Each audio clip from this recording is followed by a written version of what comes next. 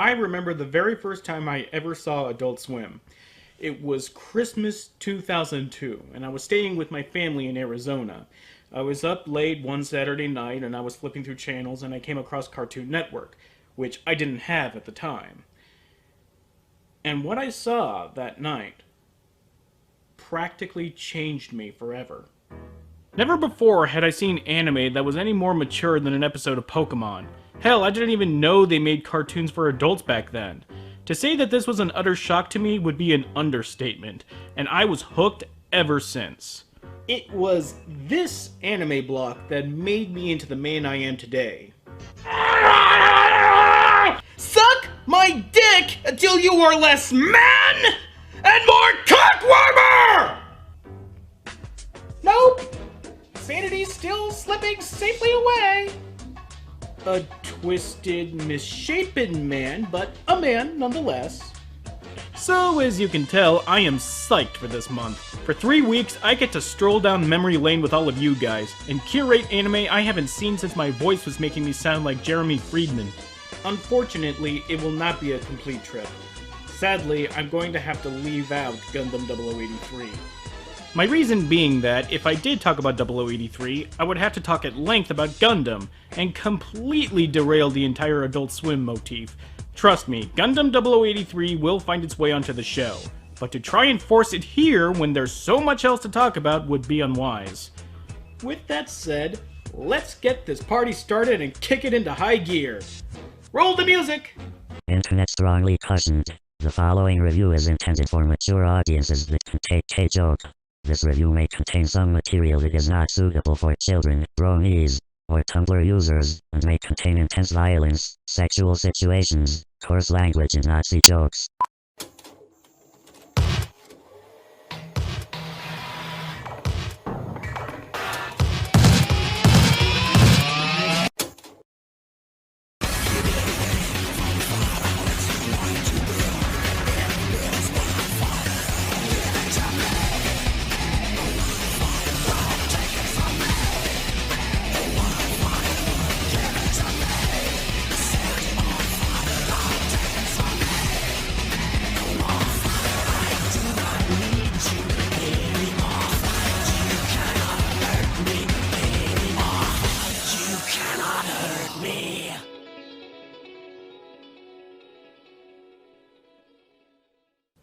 Now, as much as I look back on my Adult Swim days with rose-tinted glasses, I am well aware that not every show they had was the best.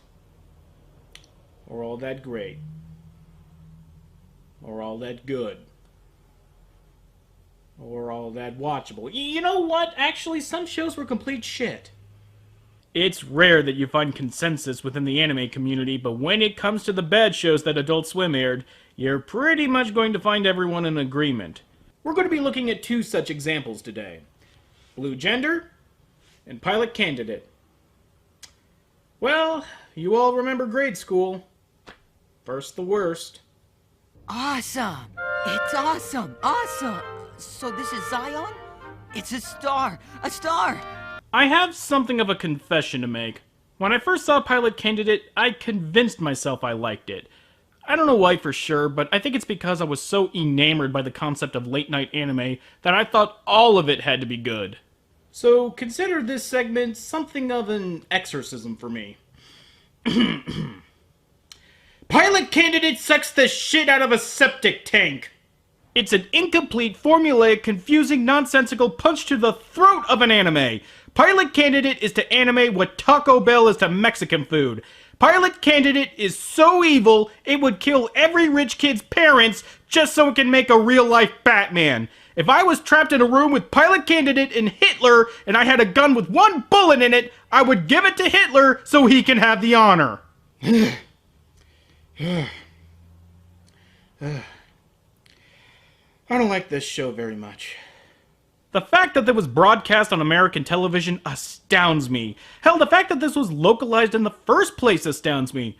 Why in the world would a company buy the rights and go through the trouble of translating, dubbing, encoding, and marketing a show that was never even finished?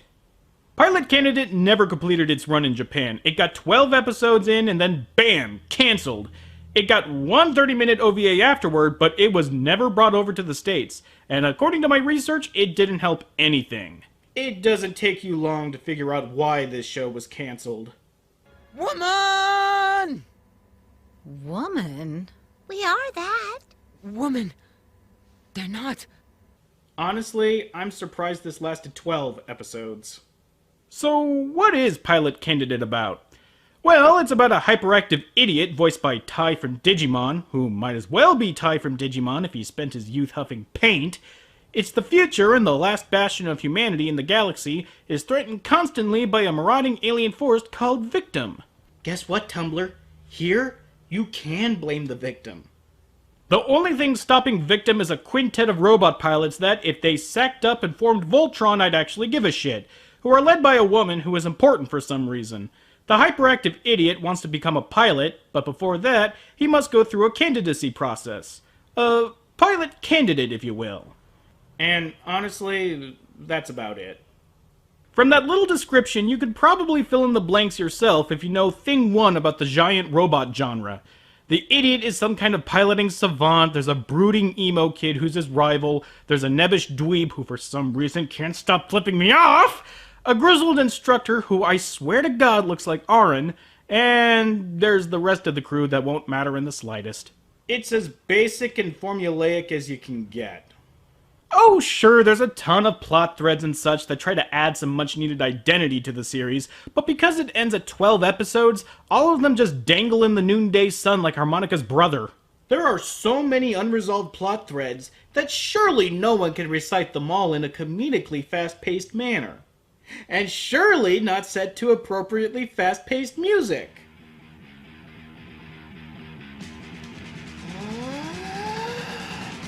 If it is fundamentally impossible for a woman to pilot these robots, why is the best pilot a woman? What is the relationship between this woman pilot and the Keel Lorenz type character of the show? What is EX and why is it necessary to pilot the robots? What is the connection between the idiot and the spirit or whatever it is inside the robot Ingrid? If over the course of their training each candidate loses memories of their past, why does it seem to affect only the idiot? Why does the idiot have no bodily imperfections when it's established that everyone does? Who are Victim? No, seriously, they never go into detail about the monsters they're attacking. They're the antagonistic force of the story, and we don't know thing one about them. Is the rival kid evil? We see flashbacks of him looming over the corpses of what we can assume are his parents, but he just winds up taking money from their wallets and runs away like a bitch. Why the fuck is there a cat girl here?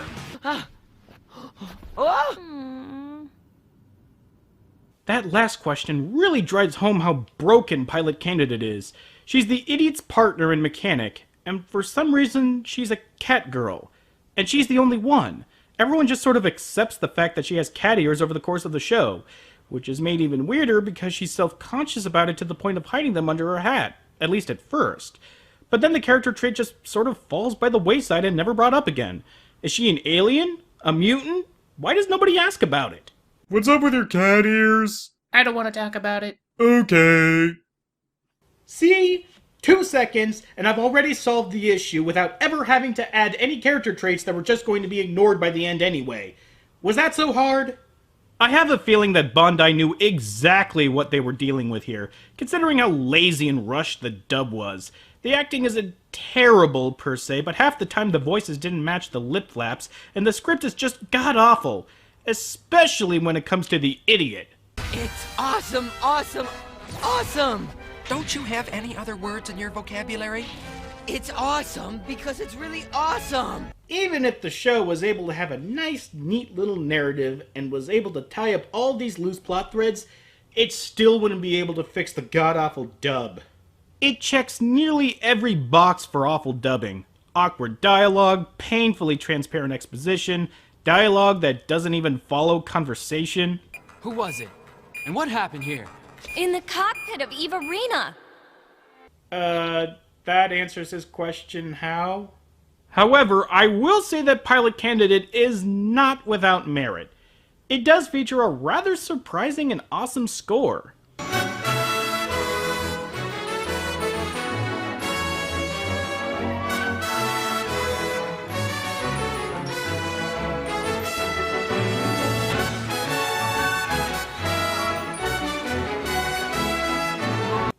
when anime scores used to be orchestral and optimistic? Yeah, I kind of miss that. Listen to this. It sounds like John Williams and Alan Silvestri made sweet love to each other, and this was the musical butt baby they made. Even when the action on screen doesn't match the tone of the score, it still resonates with me.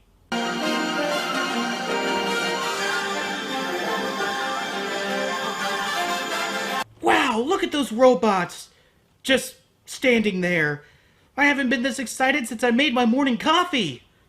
It's a shame that the show itself couldn't live up to its own sweeping music. I mean, here I am, listening to this, imagining an anime to go along with it, and I get this?